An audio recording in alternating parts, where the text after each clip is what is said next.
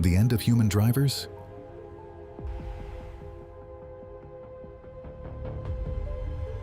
Imagine it's Friday night. You leave a restaurant, pull out your phone, ask for a ride.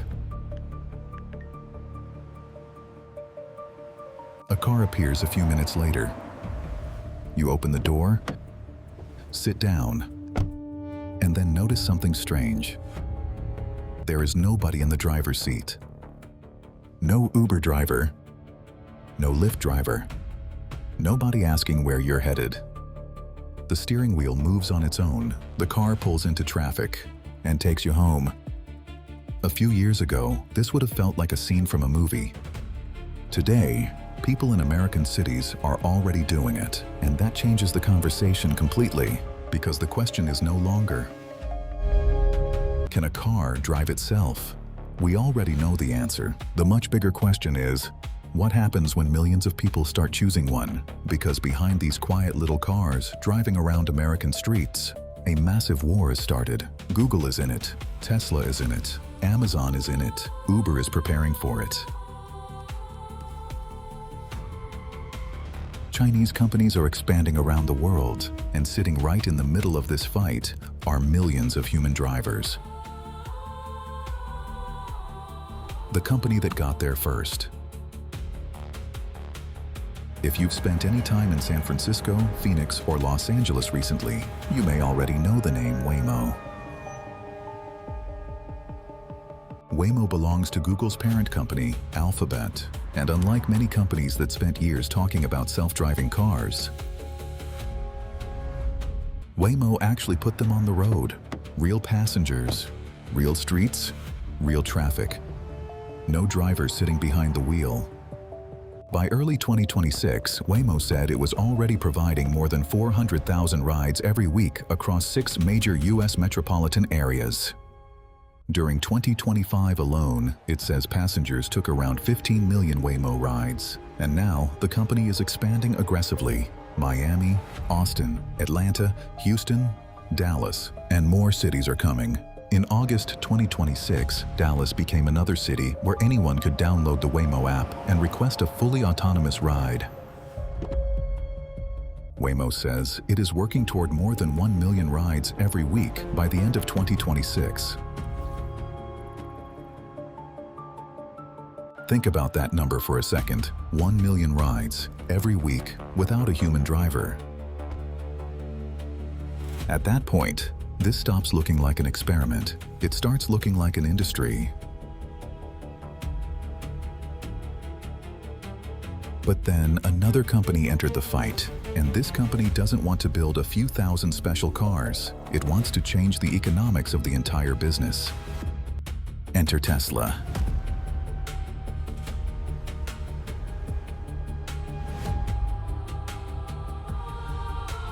Tesla's approach is very different.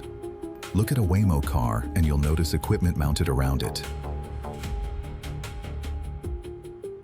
Tesla has spent years betting on a simpler idea. Use cameras. Use software.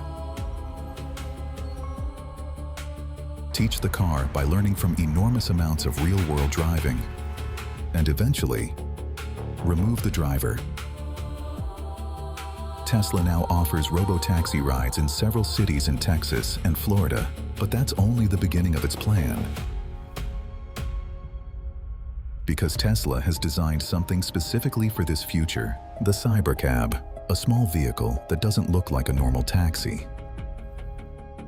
And more importantly, it isn't designed around a human driver. No traditional steering wheel, no pedals. You don't buy it because you love driving.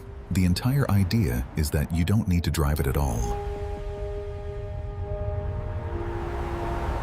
Tesla is preparing the Cybercab for its next phase of testing and deployment. And if Tesla eventually manages to manufacture these vehicles at the kind of scale it wants, the economics become fascinating. Because think about what makes a taxi ride expensive today. The car costs money, energy costs money, maintenance costs money, insurance costs money, but there is another major cost. The person driving it. Remove that person, and suddenly the business changes. A Robotaxi doesn't need to go home after an 8-hour shift. It doesn't get tired. It doesn't need lunch. It doesn't need sleep. In theory, the same vehicle can keep earning for much longer periods. And that is exactly why this battle matters so much. But Tesla has a problem. Making the technology work is only one part of the fight. America also has regulators, and regulators aren't moving at Elon Musk's speed. Tesla reportedly asked Nevada for permission involving as many as 5,000 Robotaxis in the Las Vegas area. It received approval for just 10 vehicles. That tells you almost everything about where this industry stands. The companies want to move fast. Governments are saying, prove that this is safe first. Then Amazon showed up.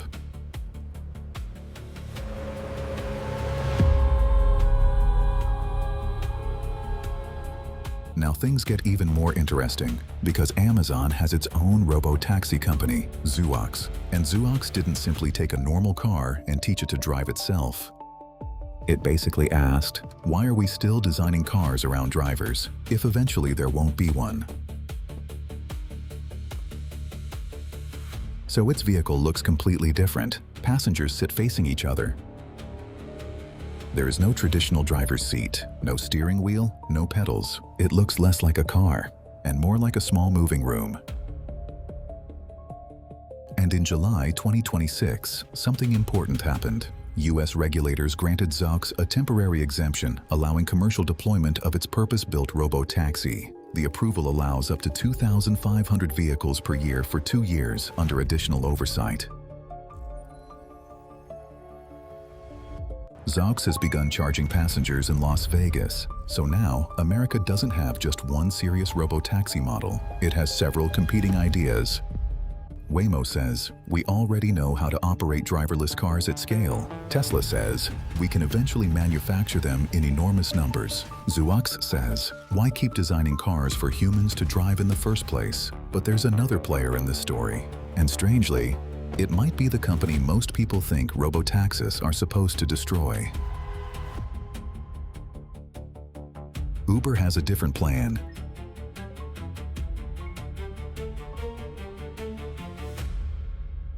You might assume Uber should be terrified. Its business was built around connecting passengers with drivers. So what happens when passengers don't need drivers? Uber's answer seems to be, then we'll connect passengers with robots too, instead of trying to build every autonomous vehicle itself. Uber has been partnering with companies that already do. In several American cities, autonomous vehicles can already appear as part of the Uber experience. And Uber describes its future as a mixture, human drivers and autonomous vehicles working inside the same network. Which actually makes sense, because Robotaxis have a weakness. Demand isn't constant. Imagine Friday evening, concert ends, thousands of people suddenly need rides. If you own 5,000 Robotaxis, you still only have 5,000 cars. Human drivers can enter and leave the system depending on demand, so the transition may not look like Monday, humans drive. Tuesday, robots replace everyone. It could be much slower. First, Robotaxis take some rides, then more, then certain neighborhoods, certain hours, certain cities. And human drivers slowly receive fewer trips. That possibility is already becoming visible. The question nobody can avoid.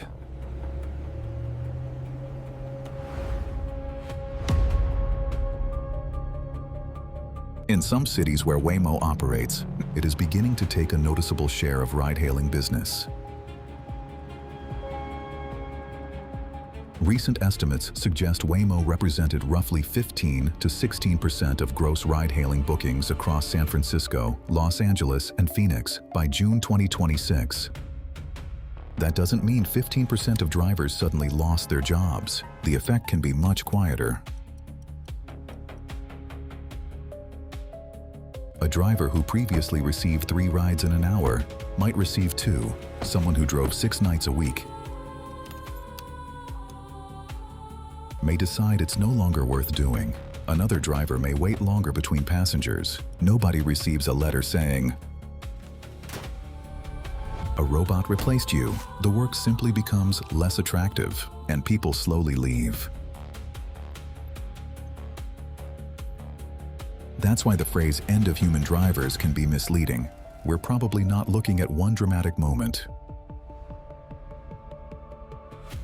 We're looking at a transition, and transitions can take years, especially when something else is involved. Safety. Would you trust the car?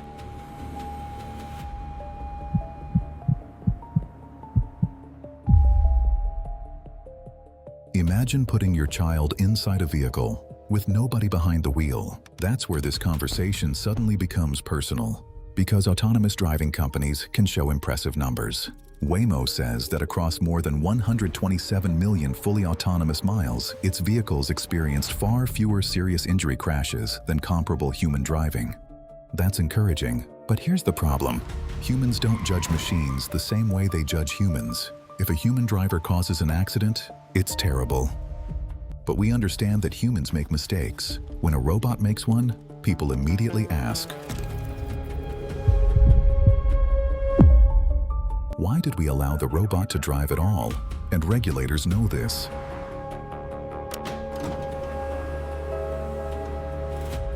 California adopted major new autonomous vehicle regulations in 2026 that strengthen reporting, safety oversight, and enforcement. The federal government is also developing performance standards for autonomous vehicles, so robotaxi companies are fighting two battles simultaneously. They need to convince governments that the technology is safe, but they also need to convince you, because technically, working isn't enough. People have to trust the empty driver's seat. And then there is China.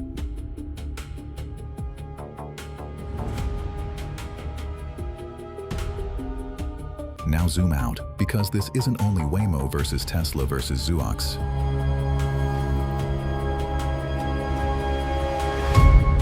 China is building its own robotaxi industry. Companies like Pony.ai and WeRide are expanding. And they aren't thinking only about China. Pony.ai recently said its overseas robotaxi pipeline had grown beyond 4,000 vehicles. The company is pursuing markets in Europe, Asia, and the Middle East. WeRide is also pushing autonomous vehicles internationally, which creates another layer to this story. Because America has already made Chinese electric vehicles extremely difficult to bring into the US. In 2024, the United States increased the Section 301 tariff on Chinese EVs from 25% to 100%. And with the normal import duty added, the total burden is even higher. So while Chinese robotaxi companies expand elsewhere,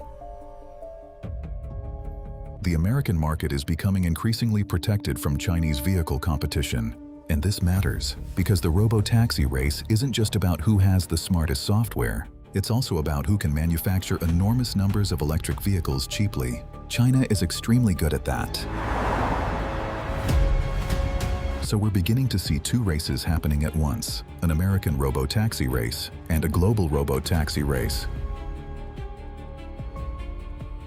But here's the real prize.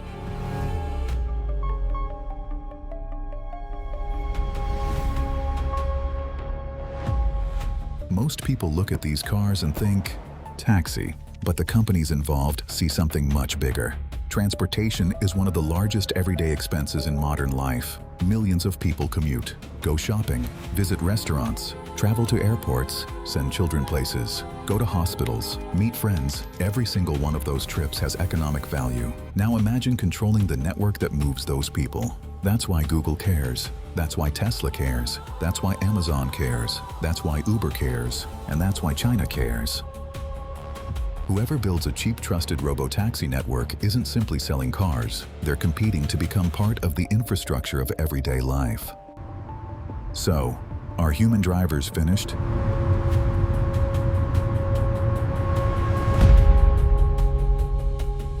Not yet. Robotaxis still operate in a relatively small number of places compared with the enormous transportation market. They still face regulation, weather, unusual road situations, public trust, Insurance questions, local opposition, and economics that still have to work at massive scale. Human drivers have one extraordinary advantage: they can drive almost anywhere. A robotaxi company has to carefully enter a city, map its operations, test, get approvals, and build a fleet. Humans already exist everywhere. So tomorrow morning, your Uber driver probably isn't disappearing. Next year, probably not either, but look at the direction. Waymo is expanding. Tesla is pushing Robotaxi and Cybercab. Zoox is beginning commercial operations. Uber is building autonomous vehicles into its network. China is scaling its own companies, and governments are writing rules for something that recently sounded like science fiction.